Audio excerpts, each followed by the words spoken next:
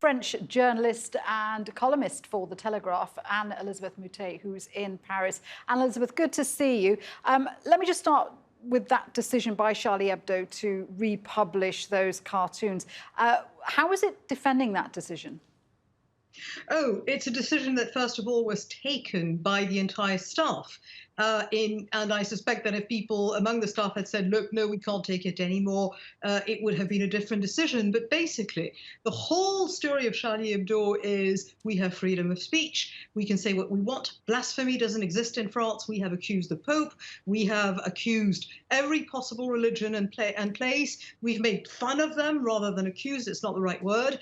And if we now are afraid of republishing those cartoons, we've been asked for several years to republish those cartoons, and there was no reason in the news to do it. It would have been gratuitous. But here we have the trial of people who tried to kill us and who killed several of us.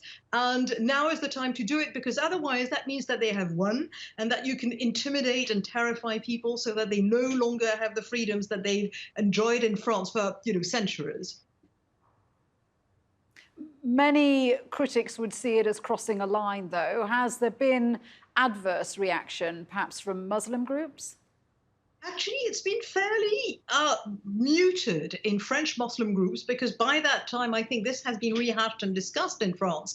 But the whole point is that you used to be able to criticize anything, and worldwide, we have seen a sort of diminished freedom of expression, with all sorts of people of all sorts of colors saying, you can't say this, you can't say that. And I think the generation of the Charlie readers and Charlie cartoonists and journalists sees this as a terrifying sort of pulling back from freedoms that we thought had been acquired since the French Revolution. And that is really shocking. This is something that to us is the eve of a new totalitarianism. And therefore if you're offended, it's not compulsory to buy Charlie. It is not, you don't have to read it. Your kids are not taught Charlie at school. But if you start telling people that as long that words can harm, you are essentially sort of making it possible for anybody who comes in and says you can't say this to rule over you. So that's really against the values of the French Republic. And of course, the trial starts tomorrow of 14 people accused of helping the brothers who carried out the attacks. Is that going to be bring a sense of closure, or will that actually reopen a lot of wounds for people? I think both, because on the one hand, I know several of those cartoonists because we worked together on a television news chat show on Fridays with 2 or 3 journalists and always one cartoonist, and every other day it was a Charlie cartoonist, and some of our friends were killed. So I feel sort of very strongly about this.